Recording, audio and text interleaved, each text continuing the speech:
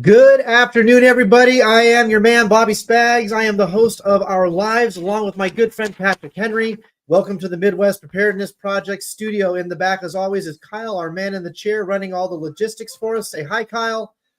So, before we get terribly started with what we have going on today, I want to do a little bit of house cleaning.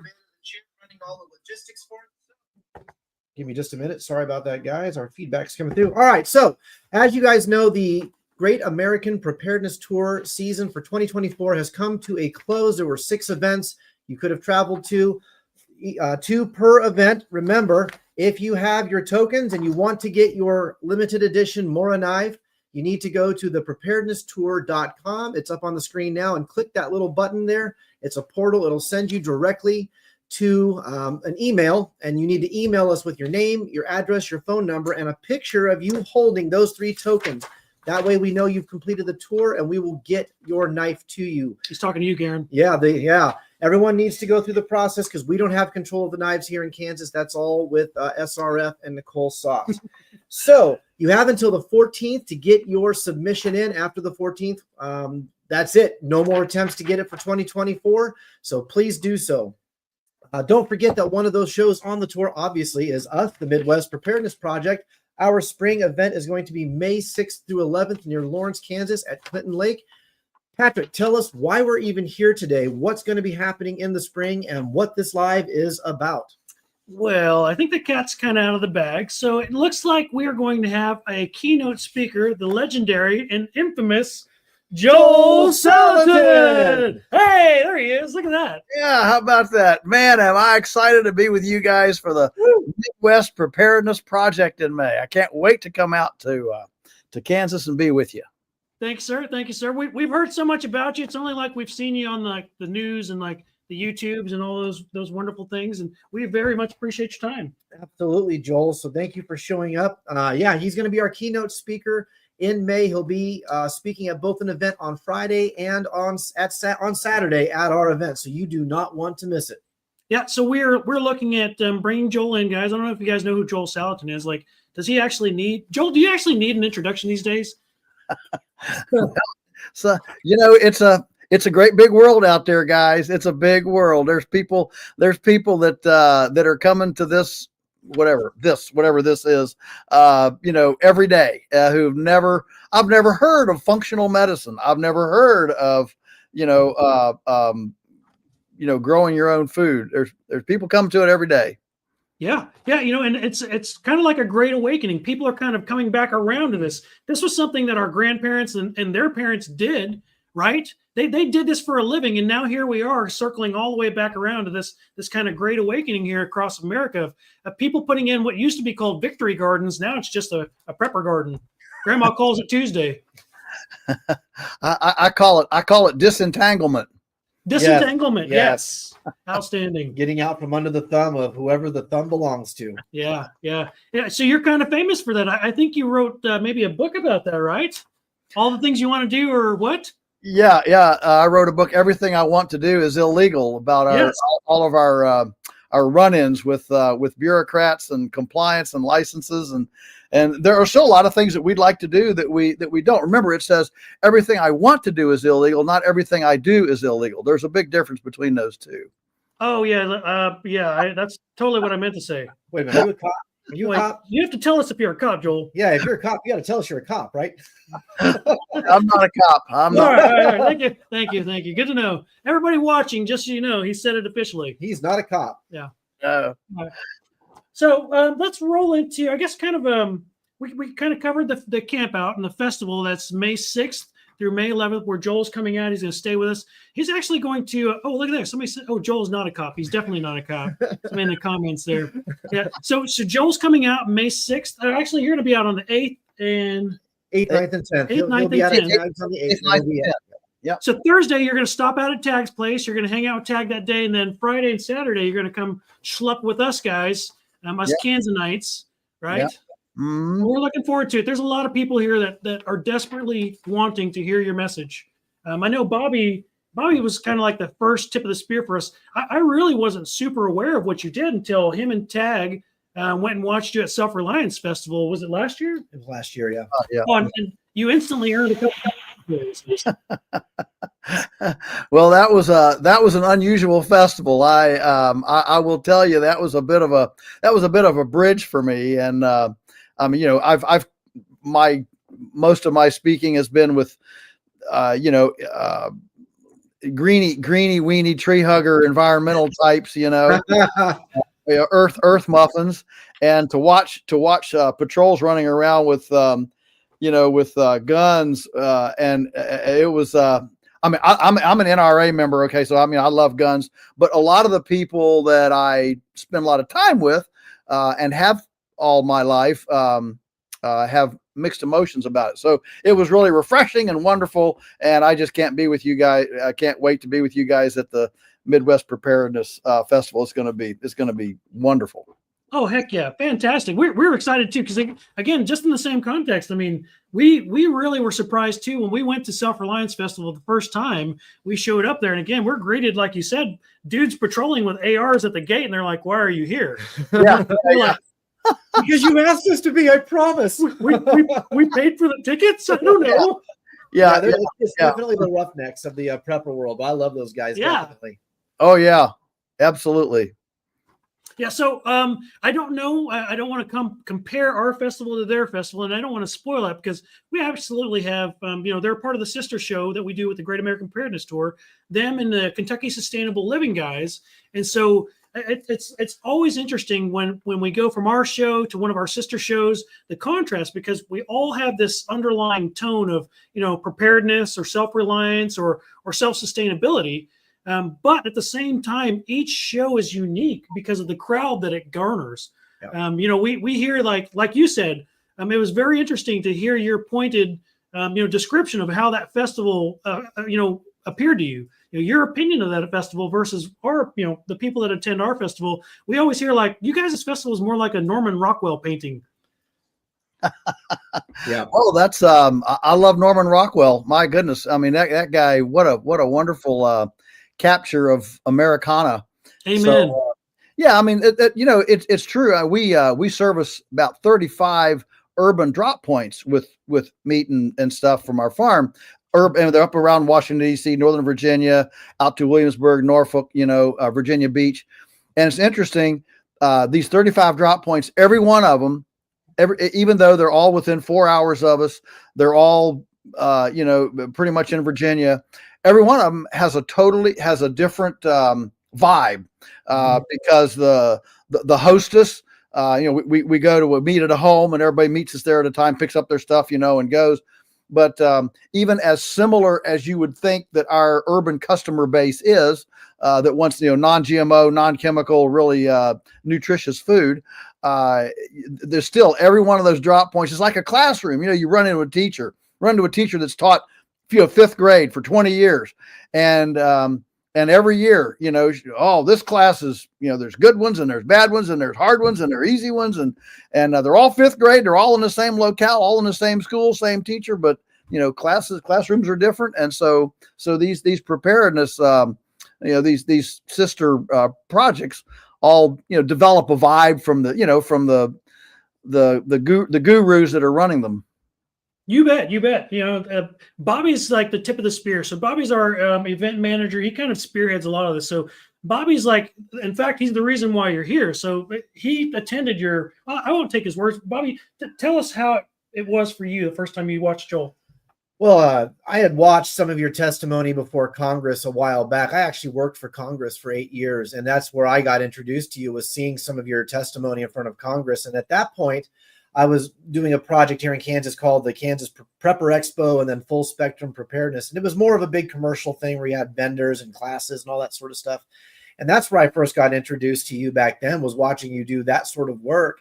And then when I found out you were going to be the speaker, when I went to SRF for EMP Shield that one year with TAG, oh my goodness, I was excited. I'm like, this is someone I never would have thought I would have seen you at that venue, right? Like that is an interesting relationship. Yeah. And I love things like that because it shows the diversity and the fabric of America and how all of us come together for these common goods that we truly believe in. But yeah, that's how I first saw you in person, was there. And I was like, man, at some point it'd be really cool to get him to ours. Yeah, cool. Yeah, well, I mean, there's such interesting bridges being built right now. I mean, the fact that Elon Musk, who is on the board of the Bilderbergers, I mean, Right? that's like being on the board of the World Economic Forum, right? Oh. And yet the guy has done more for free speech probably than anybody right now, in our culture, you've got that, and then you've got your RFK Jr. I mean, the Kennedys and Democrats are, about as tight as your, as anything can be, and that kind of capitulation. And so, and then you have, the whole mainstream media has now gone into obsolescence with this election. I mean, Joe Rogan has 50 million viewers on an episode, and that's more than all the mainstream. It's like 10 times more than all the mainstream outlets combined. So there's definitely a realignment going on, and it's pretty amazing to see as people start to realize a lot of the things that they just knew are suddenly, oh, you mean that's not the right storyline? I've been lied to all these years. Yeah, exactly. I mean, I don't care whether it's, how the American Civil War started, or, how the Whiskey Rebellion was put down by Washington by, U.S. troops. I mean, there's all Pearl Harbor. I mean, the Fed, Jekyll Island, and the whole, I mean, yeah, you start, you get the creature from Jekyll Island, and suddenly a lot of things fall into place, and you just realize that the person that you have to build trust in is yourself, and you have to vet, you have to vet your tribe. Amen. And that is creating people that are joining and people that are jumping ship, and Right. it's a very, very exciting time of realignment, I think. Oh, you could not have said that better. Those are the most beautiful words I think I've heard all day long. We've been preaching this, surround yourself with people that are similarly aligned and on the same mission as you. So you said that in the most eloquent way we've been trying to say it. That's perfect. So we've got a couple of questions from the crowd. Is it all right if we run them by you real quick, Joel? Absolutely, yes. All right. So One Step Closer is asking, when establishing a new homestead that will have poultry, sheep, and pigs, which system would you work on first? Fencing, water, or pasture improvement, etc. All right. So you didn't mention the first one, the most important one. You've got two of the three in my estimation.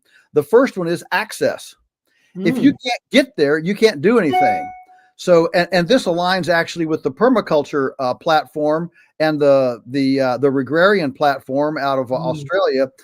Access is number one, because in order to put in water, in order to put in fence, you've got to have access. So the first thing is where are we going to put lanes? Where are we going to put roads? How are we going to get to what we want to do?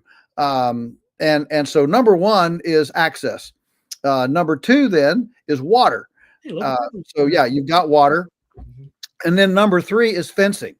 It is what we call control. So you got access, water, control. In that order, and those are the three key things. Because you can't improve pasture, you can't do really anything else until you can get there, you can get water to them, and you can put them where you want them for the time of period that you want them to be there. Yeah. And so pasture improvement is there's no reason to try to look. We haven't planted a seed here in 60 years. And when I was a kid, I could walk the entire farm and never set foot on a piece of vegetation. It was that barren. We never planted a seed. What we did was access, water, and control, and that moved the pasture. It literally moved the vegetation to a higher successional plane just by itself. That's beautiful. I hope that answers your question, Jeremy, with One Step Closer. Good to see you in the house. Quick shout out, Tag from Life Done Freeze in the house, Joel. He's asking you a question there. This is probably one of those classic Tag questions. So, Joel, can you explain your drop farms and how you created the market? Okay, so the drop points. I'm assuming he's asking the urban drop points. Yeah, Yeah. So look, most of my great ideas I didn't really come up with. I just steal from other people, or I serendipitously find myself in the presence of someone who's smarter than I am. And so we had these 4 ladies coming down from Maryland. They were about 3 hours away, and they would come down about once a quarter and buy a pile of stuff. And they did this for about 18 months. We call them the Maryland ladies. They would call us, the day before, can we come down? Sure. And they'd buy they'd buy, $1,000 worth of stuff. And one day, one of them pulled me aside. They were down, and she said, Joel, we got some friends. And I thought, I'd like to meet your friends. But she said, we can't get them to come down. It's a 3-hour drive. They've got soccer games and whatever, elder meetings and whatever, and just won't come. What would it take for you to come to us? Well, I didn't want to go to the city. I love being out here on the farm. I don't want to beat the pavement, but I am a capitalist entrepreneur. And so from the hip, without any research whatsoever, I said, that's the way entrepreneurs do, right? Just intuition. Yes, we do. So I said, I'll tell you what, if you get $3,000 worth of orders together, I'll come to you. Well, what I didn't know was that one of those 4 ladies was one of these inner city metaphysical gurus. She's written 8 books all about know thyself, learn your inner yin yang, and you discover your inner self. I feel attacked right now, Joel. Yeah. And so she, so every Thursday night she met with her disciples, and that next day she said, okay, everybody, I found our food. Here's where you sign up. Everybody signed up. She called me and says, we got your $3,000. When are you coming? Well, what do you do? Well, you drive, baby, and you get in your car and go. Yeah. And you serve them. And so that's how the first one started. And they have grown now to close to $1 million a year in sales. And it has morphed, but basically it's a online shopping cart. So it's not a subscription service. It's not a box scheme. It's not a CSA. But so you can buy a dozen eggs or a whole beef, as much as little as you want. And we meet everybody at a hostess home. And we service them once a month. And they talk directly with the farm. We directly service them, and it actually builds these people. It's almost like a church meeting. I mean, they meet each other. They get together. Oh, you live 2 blocks away. You mean you care about food too? And so they build their own urban community and have built. I don't know if we've had any marriages yet. We might have, but because men don't come, but women buy all the food, But. But anyhow, that might not be politically correct. Anyway, we won't go down. No, that's perfect. but anyway, we don't mind. We don't gender shame around here, Joel. Okay, that's how they developed, and it's just been really, really slick. We never found that farmers markets worked for us. They're basically a social club, and people don't actually buy food at farmers market. They're way more interested in showing off little Fifi, the coiffed poodle, that they've just got manicured down at the pet shop. And they buy little baby food jars of, kimchi and pickled beets to show that they've invested in the local food system. And so they, virtue signaling, but nobody buys a bushel of green beans. Nobody buys a bushel of apples to make applesauce.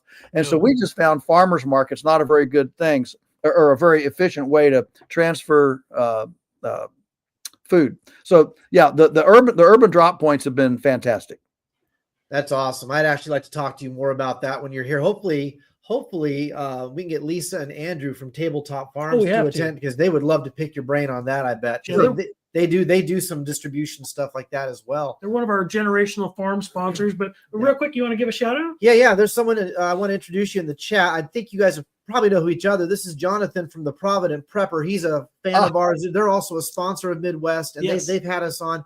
Joel, I'll tell you right now, it would be really cool to see you and Provident Prepper do some stuff together on the YouTube. I think you guys would make for an awesome interview. They have a lot of people that used to. I actually think if I'm not mistaken, I might be scheduled to be on their podcast. Oh, really? Woo! That would be awesome. That would be awesome. Outstanding. Yeah. So his question is, he says, thank you, Joel, for your message. How can us as preppers and content creators help to share your message? Just have good content. Do the work. I think it's good content with Joel in the content. That's how you share Joel's content. Well, I mean, there's plenty of other people besides me, but what you have to do is you have to keep pushing the envelope. People want to hear what's on the edge, and they get tired of. I mean, everything can have a swamp. From the deep state to even a movement like ours can develop into a kind of a static swamp. So what you have to do is keep pushing that edge, and don't ever be satisfied. Don't ever just feel like, well, we've arrived. There's always a new hill to climb, a new nuance to discuss. Yeah, outstanding. All right, Joel, I think we're going to go into a new segment now. This is something that we haven't done before. We're going to call it Speed Round with Spags. What we're going to do is I have 15 questions. They're designed to be very rapidly asked and very rapidly answered so people can get a small pinpoint into the mind of Joe Salatin. So if you don't mind, we're going to get started. I'm going to start rapidly firing these questions. Okay. Just answer them as quickly and honestly as you can. It's like a kumite, but with words, Joel. Yes. All right, here we go.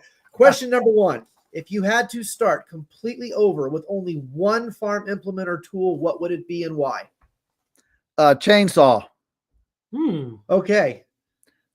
Why chainsaw? Well, a chainsaw allows you to enter the carbon economy, whether it's to chip trees for compost, clean up a fence line, lay out a road. I realize Kansas doesn't have as many trees as we have here, so maybe it would be a different thing there. Maybe there it would be a DR mower or something. I don't know. The skid steer goes a long way around here. Just ask my buddy Kyle. All right. Yeah, the skid steer is expensive. Those kind of things, no. Those things, if you're starting out, you don't want to buy a tractor. You don't want to buy a pickup. If you need to carry something, use your car and tow a trailer. Just get a trailer. That's way more cheaper. It doesn't have another engine. And as far as a tractor, a skid steer, what you're supposed to do is plant a garden, invite friends that have tractors and skid steers over for dinner, and then you build a relationship and you borrow or you rent the big stuff. So you start with the little stuff. Yeah. Perfect. All right. Question number 2. Other than chickens, what is the entry-level farm animal that you would recommend that aspiring homesteaders learn to raise and butcher? Probably beyond the chicken would be a hog, would be a pig. Okay. I mean, pigs go really well with chickens, sausage and eggs. So, so they're kind of a mate. Okay. All right. This will go back to what you touched on with the tractor earlier. What make and model of tractor would you recommend for the aspiring homesteader to start with for their first tractor? Okay. Well, assuming that you need one, and I hope everybody's starting to question whether you really need one or not. But if you need one, you always want to have a 4-wheel drive with a front end loader on it. So I don't recommend a brand. What I recommend is service. We've always bought based on service because no matter what color you get, something's going to break. And so, most of the major brands, internet, red ones, blue ones, green ones, orange ones, whatever, they're pretty similar, they're pretty similar, but what's dissimilar is the quality of service you'll get from your local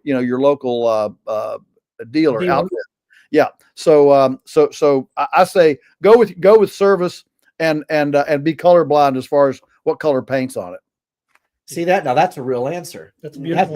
That's something you find here at Midwest. Real answers. Question number 4. What new technology do you think will revolutionize homesteading or farming more? Things like AI, 3D printing, drones, electric vehicles, all of it. What would you say is the most influential modern technology?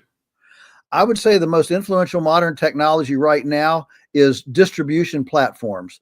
One of the big problems has been how do you get your product? I don't care whether it's, you know, a craft, a food item, whatever it is. How do you get your product to people, especially if you live in a very rural area without a lot of people around? And distribution, the platforms of distribution. I'll just tell you one that we ship nationwide now, and one that we've just started using that's developed just to show you how this is becoming streamlined. So, you know, we ship frozen meat. And so we always use pebbles of dry ice, and you put a scoop in, you kind of look how far it is, and the weather report, and it's a bit of a little bit of flying by the seat of your pants, a little bit of experience. Now there's software that when you weigh the box, it automatically looks at the zip code and the weather and the weight of the box and gives you the ounces of dry ice to put in. So you put in exactly the right amount, enough, but not too much, and it gets there without any trouble. That's amazing software. That's all part of distribution software. I mean, the fact that UPS now can plug in all the addresses for a truck's delivery, and the addresses already plug in the route so that he never makes a left-hand turn. I mean, that saved 30% of their diesel bill at UPS. I mean, those distribution logistics are just unbelievable. Yeah. Awesome. All right, we're going to do one final speed round question, and we're going to move on to the other guys in the studio because they have questions too. So this last question: considering recent revelations from the federal government regarding UAPs and alien life on Earth, what would you use to defend your farm from an alien invasion? Come on, Joel. You know, what do you got? I'm not at all concerned about an alien invasion. I'm a lot more concerned about non-alien invasion. Yeah. So talking like Canadian aliens, or like what kind of aliens are we talking about? I mean like domestic bureaucrats. Yeah. So they concern me a whole lot more. I'm not too concerned about space aliens. Perfect answer. All right. Well, I'm going to save the last 10 speed round questions because I think we're going to have you on again at some point, and I'll ask you more then. Let's kick it back over to Patrick. I know he had a question he wanted to ask you. Yeah, I got a couple of them for you, Joel. So I'd like to run a few of these by you, kind of not in the speed round format, but similar. So same thing, just rapid fire question. Just give me the answer off the top of your head. I'm going to do my best to channel my inner Zach Galifianakis here. Who was your childhood hero? Childhood hero, Paul Harvey. Love it. Fantastic answer. What's the most important event that's ever happened in your life? Being cut from the 8th grade basketball team. Write that down, kids. Because that was the final athletic tryout I did. I was a kind of a chubby, husky kid. I'm what you call a late bloomer. And remember, my mom was the girls' health phys ed teacher in high school. And I had an older brother who was very athletic. So I'm coming up, well, I've got to be athletic too, right? Well, I wasn't good at it. And so by being cut, I remember the day I saw that my name was not on there. I'd been cut from the 7th grade team. I'd been cut several tryouts. And I remember like yesterday looking at that list without my name on it and saying, okay, forget athletics. I'm going into theater, drama, debate, writing essays, communication, because I'm good at it. I win contests in those things, and forget the athletics. That was the best thing that ever happened because it channeled me. So love your failure as a kid, because that helps channel you and helps you find what you're good at. Oh, that was beautiful. I needed to hear that. Thank you. I actually, that was a beautiful answer. What's your greatest fear, Joel? My greatest fear is that we don't have the proper license or compliance form for some government regulation. Oof. Red tape. Yeah. It's the only thing that keeps me up at night. Did we fill out the form? Did they send us the form? Did we dot it right? Did we cross the T? It's crazy. Knock on wood, right? Yes. Yeah. Star Trek or Star Wars? Oh, Star Wars by a long shot. Yes! Woo! All right, we knew it. our big portable, our big portable layer houses, we call them the Millennium Feathernet. Man, I knew it. I knew it. Named after Star Wars. Yeah. We knew you were cool. We just didn't know you were that cool. Yep. All right. I got one last question for you. So who's the one person that's responsible? And it sounds like you already answered this question, but who's the one person who's responsible for you being the man you are today? Oh, my dad. No question about it. My dad was a maverick. We're at Thanksgiving. I just did a post today for our Polyface blog about what I'm most thankful for. And I'm most thankful for growing up in a family that relished different. And I'm so thankful for that. When you're a teenager and your family's kind of weird, you roll your eyes. But when you get older, you begin to really appreciate, wow, our weirdness is why we're innovative and creative, and we do different things, and we have a lot more fun than other people, and we're not stuck in the rut that everybody else is in. And so I grew up in a family that just embraced and loved, and we absolutely did not think at all about what other people thought. It didn't matter. That's beautiful. Honor your mother and your father, and long should be the days of your life, Joel. Fantastic answer. That's right. Yeah. Well, awesome. Is that your final question, Patrick? That's all I got. Yeah, I think it's time to bring in our man in the chair, Kyle. Kyle has a question that he would like to ask you.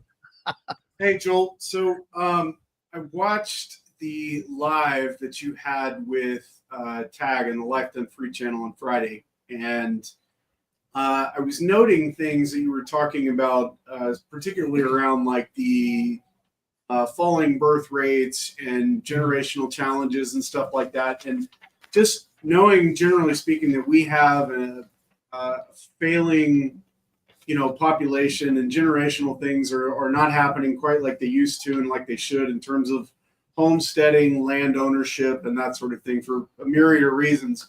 Question I have for you is what advice would you give to an aging population, to someone who's maybe later in their stages of life, but recognizes a need to homestead, recognizes a need to invest in permaculture, take control of their own food, and that sort of thing? How could they go about getting started? That sort of thing.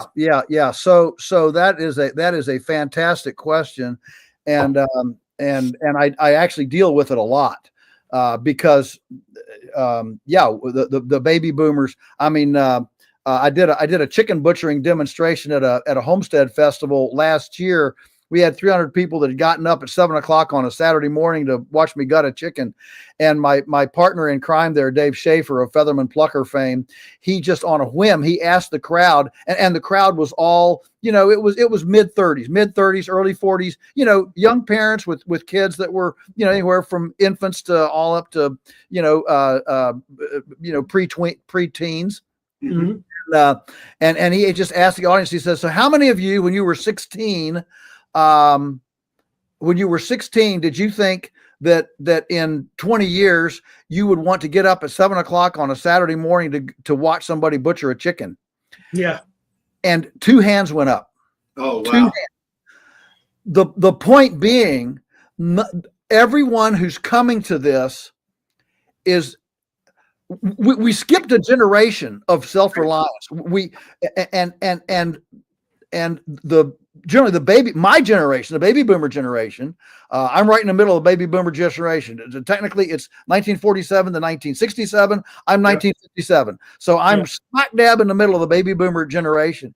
And we did everything possible to get out of the kitchen, to start, 2 career families, to, all these things. And single family homes, like all of it, everything, a lot of it starts to, and it was all about, get out of the kitchen. Who wants to, and we made jokes about, barefoot pregnant in the kitchen, those guys, and the feminism movement and all that, liberating, we got to liberate. And what we found out now, especially since COVID, is that those of us who stayed in the kitchen, grew gardens, milked a cow, and had our own pantry and food that continued with these heritage fundamental, family type living skills, we were the ones that were free. Yeah. Yep. Amen. The ones who subcontracted their food to Procter and Gamble and Tyson, there wasn't anything for them on the shelves. They were the ones that were going nuts and we're going to starve to death. So I get the coming to this. So here's my advice to an older person. When I say older, I mean somebody that's over 50. Okay, somebody that's over 50 that wakes up and says, "Hey, sweetie pie, we need to have a garden. We need to get ourselves together." My encouragement to them is to ideally hook up with a young person, related or unrelated, either one. Here's the thing: the 50-year-olds have the money. Mm-hmm. The 20-year-olds have the energy. Yeah. You're not wrong. The way tribe. Let me write that one down. Say that again. Yeah. Say that. No. Yeah. Historically, the way tribes accumulated wealth was leveraging elder wisdom on youthful energy. Because it's the old guy that sat back and said, "Yeah, I remember back in that blizzard, the cows went over that hill, and they remember that, the spring that didn't go dry in the drought, that sort of thing." And so this intergenerational partnership, maybe it's not a fan, maybe it's just a friend, maybe it's somebody you started being friends at church or whatever, but cultivate a multi-generational thing so you can kind of feed off of each other. And because I'll tell you what, building fence and doing the things around a startup homestead, if you're over 60, it's there are reasons for cycles of life. Absolutely. Yeah. So there are reasons for cycle of life, and what I've seen is too many. And here's the other thing: when you come to it with money, you're not very creative. Yeah. So if you come to it with a richer person, older, and a poorer person that's younger, and you combine that, your chances of being innovative and creative go off the charts. Beautiful. Absolutely. Yeah. At the fall festival, we introduced a segment called Hometown Homesteaders, and I gave a presentation on multi-generational homesteading as well. Yes. We have my 80-year-old in-laws living with us now, and that's been quite the adventure. Mm-hmm. I'm not a 20-year-old spring chicken, but I'm not 50 or 60-year-old going on 80 either. He's got friends though. He's got friends with strong backs. But then we've got friends, we've got a tribe, like you're talking about. That's great advice. Thank you for that. All right, Kyle, that is awesome. Thank you so much. Joel, do you have any parting words before we close out this live? Anything you want to tell the people watching? Yeah, so my favorite closing now when somebody gives me this opportunity is to just encourage people that your decisions make a difference. I don't care. I don't care what you see in society right now. I don't care if you're happy or sad. Most of us in the space that we're in, you guys and me, we share a lot of common frustrations about our nation's leadership, the economy, the environment, nutrition, health, all sorts of things. And so it's easy to just kind of chuck it all, just check out and quit all this, and feel like, well, what can I do? It's so big, the issues are so big. What can I do? And so my encouragement is that where we are today, what you see today is a cumulative physical manifestation of the trillions of decisions that have been made by our forebears and us up to today. Mm-hmm. And in 40 years, where our society will also be the culmination of the trillions of decisions we all make between now and then. And so never underestimate the power of a single decision made with intention and dedicated to truth. Love it. That plus somebody else's, plus somebody else's, plus somebody else's, those things gradually count up, and they can actually change the trajectory of societies. So don't give up. stay with it, stay in the game, and one at a time, working together in relational harmony, collaborative community, we can change the trajectory. Amen. Speaking to my soul. All right, folks, if you like what you've heard today, if you enjoyed Joe Salatin's content, he will be at our festival. He will be there Friday and Saturday. The week of the festival is May 6th through 11th in 2025. Please go to www.midwestpreparednessproject.com. Please hit the RSVP button if you think you're going to come. It's how we keep account of who's going to be at the campground. Space is limited. RV pads are limited. Also, go visit Polyface Farms. That is Joe Salatin's website. You want to go check that out. If you want to find out more about what he's doing, please go to that website, see what's going on there. You might just learn a thing or two. Patrick, you want to finish us off? Yeah, real quick. So, Joel, to caveat all of those points, that is the tenets of the Midwest Preparedness Project. That's what is at our core is faith, family, and fellowship. And we are building mutual assistance groups, communities, and tribes right here in Kansas with the help of people like you, people like Tag with Life Done Free, people like Kyle, people like Bobby. We are building these things because, again, like you said, my favorite close now is going to be this. And the purpose of life is not to be happy. It's to be useful. It's to be honorable. It's to be compassionate. And it's to make some kind of a difference that you lived and lived well. That's great. Well done. Joel, thank you so much for your time today. I know you're a busy man. I hope we can get you on the show again at some point in the future. Until then, we look forward to having you out at the Midwest Preparedness Project. Please come and see us. Go to his website, go to our website, be part of the solution, and be better today than you were yesterday. Thank you, guys.